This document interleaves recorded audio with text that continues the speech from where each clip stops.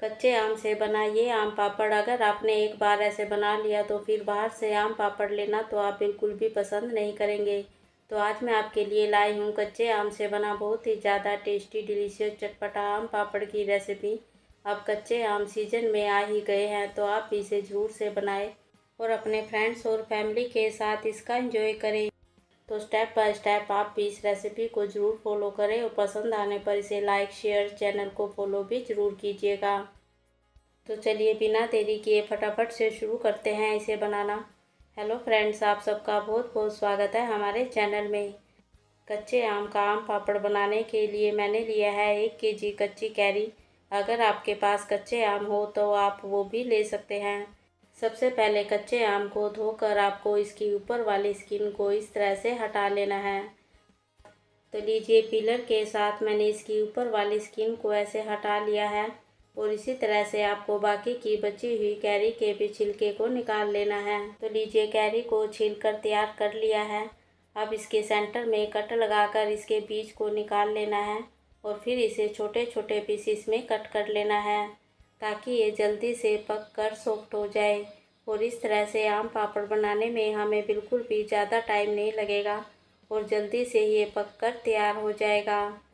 बच्चे हो या बड़े, ये खट्टा मीठा चटपटा आम पापड़ सभी को बहुत ज़्यादा पसंद होता है और इस तरह से आप भी बड़ी आसानी से इसे घर पर ही बनाकर तैयार कर सकते हैं।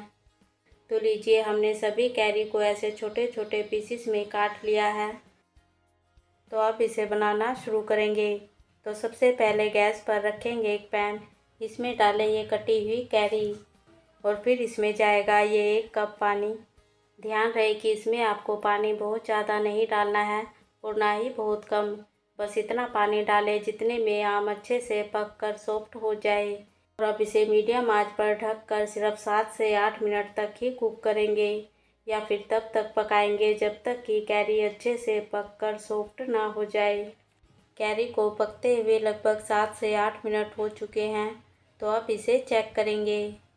तो ये देखिए कैरी अच्छे से पक कर सॉफ्ट हो चुकी है और ये अच्छे से मैश भी हो रही है।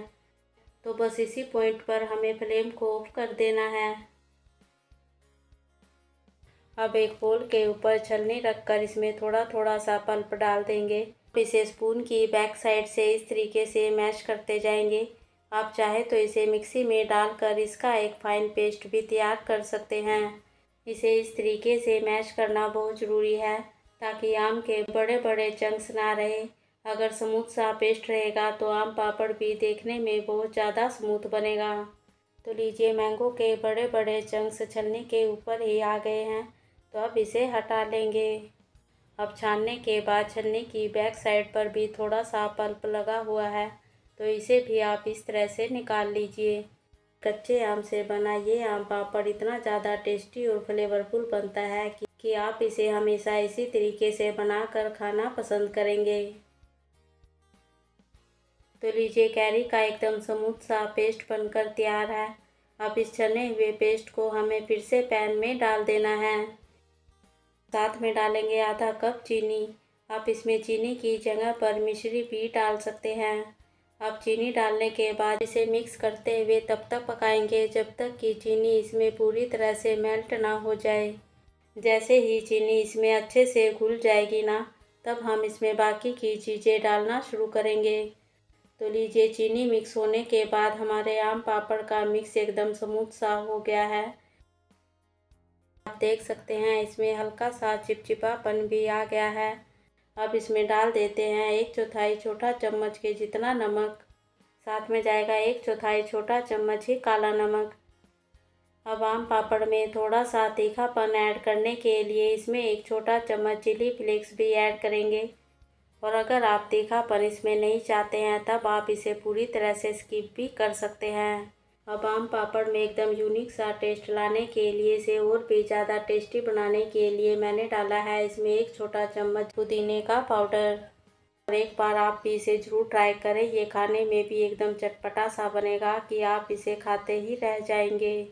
और अब मैं इसमें एकदम कच्चे आम के जैसा कलर दिखाने के लिए इसमें 1 पिंच के जितना ग्रीन फूड कलर डाल रही हूँ, जो कि पूरी तरह से ऑप्शनल है। अगर आपको पसंद है तो आप इसमें डालें, नहीं तो आप इसके बिना भी इसे बना सकते हैं और आप ऐसे ही इसे प्लेट में सेट कर सकते हैं। अब सभी चीज़ों को मिक्स करते हुए सिर्फ 3 से 4 मिनट तक इसे अच्छे से और पका लेंगे, ताकि सारी चीज़ें अच्छे से मिक्स होकर पक जाए और इनका फ्लेवर भी इनमें अच्छी तरह से ऐड हो जाए। इस पूरे प्रोसेस में हमें 3 से 4 मिनट ही लगे हैं और सभी चीज़ों का बढ़िया सा फ्लेवर भी इसमें आ गया है। तो देखिए, जैसे ही इसकी कंसिस्टेंसी हल्की सी थिक होने लगे ना, तो मतलब ये तैयार है। तो बस इसी पॉइंट पर हमें फ्लेम को ऑफ कर देना है। तो आप बस जल्दी से इसे सेट करने के लिए एक स्टील की प्लेट या फिर थाली लेंगे। अब इसमें थोड़ा सा ऑयल या फिर घी लगाकर इसे ग्रीस कर लेंगे। ग्रीस करने से ये बिना टूटे और बिना चिपके ही आसानी से थाली में से निकल जाएगा। और अब इसी तरह से हम दूसरी थाली को भी ग्रीस कर लेंगे। तो चलिए, ये काम भी हो गया है। अब हल्के गरम मिक्स को ही थाली में डाल देना है।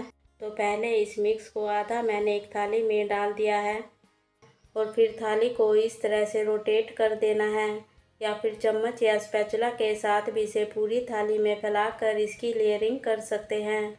इसके बाद इसे 2 से 3 दिन के लिए पंखे के नीचे हवा में रखें या फिर धूप में भी आप इसे रख सकते हैं, ताकि ये अच्छे से ड्राई हो जाए।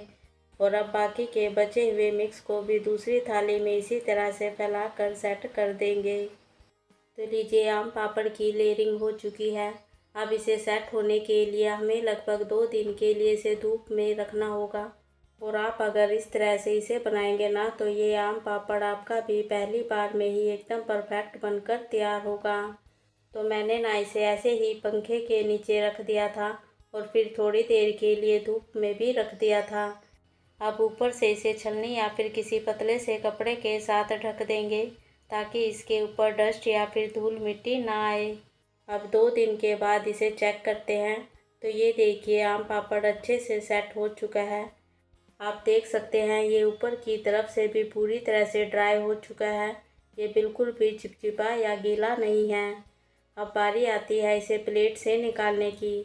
इसके लिए ना पहले चाकू से इस तरह से इसके किनारों को छुड़ा लेंगे और फिर हल्के हाथों से ही इसे ऊपर की तरफ खींचते हुए इसे प्लेट में से निकाल लेंगे। तो बस इसी तरह से अब हम दूसरी थाली में से भी आम पापड़ को निकाल लेंगे। तो ये देखिए, कितना शाइनी सिल्की स्मूथ सा आम पापड़ बनकर तैयार है और ये बहुत ही ज़्यादा ट्रांसपेरेंट सा भी दिख रहा है और ये बहुत अच्छे से सेट भी हुआ है। तो बस अब इसे पीसेस में कट कर लेंगे। तो पहले हम इसके किनारों को कट करेंगे और इसकी एजिस को निकाल लेंगे। तो लीजिए, बिना टूटे बिना चिपके ये बहुत ही आसानी से हमारा आम पापड़ बनकर तैयार है। अब बारी आती है इसकी कटिंग की। आप इसे अपनी मनपसंद की किसी भी शेप में कट कर सकते हैं। पहले इसकी साइड वाले किनारों को निकाल लेंगे, फिर इसे इस तरह से लंबाई में कट करेंगे। अब मार्केट जैसा स्टाइलिश लुक देने के लिए आप इसे इस तरह से फोल्ड करते हुए इसके रोल भी बना सकते हैं, कुछ इस तरह से देखिए। इस तरीके से आम पापड़ को बनाने के बाद अब आप इसे स्टोर करके पूरे 6 मंथ के लिए भी रख सकते हैं और पूरे समर इसका मज़े से एंजॉय कर सकते हैं। तो ये हमारा कच्चे आम से बना हुआ आम पापड़ तैयार है। आप देख सकते हैं कि आम पापड़ बनाना कितना आसान है और इस तरह से बना हुआ ये आम पापड़ बच्चे और बड़े सभी को बहुत ज़्यादा पसंद आता है। या फिर चाहे तो इसे पीसेस में भी इस तरह से कट कर सकते हैं। तो दोनों ही तरीक़ों से मैं आपको इसे काट कर दिखा देती हूँ। तो फ्रेंड्स, आप भी एक बार इस रेसिपी को ज़रूर ट्राई करें, ये आपको भी बेहद पसंद आएगी। पसंद आने पर इसे कीजिए लाइक, शेयर, चैनल को करें सब्सक्राइब। Thank you.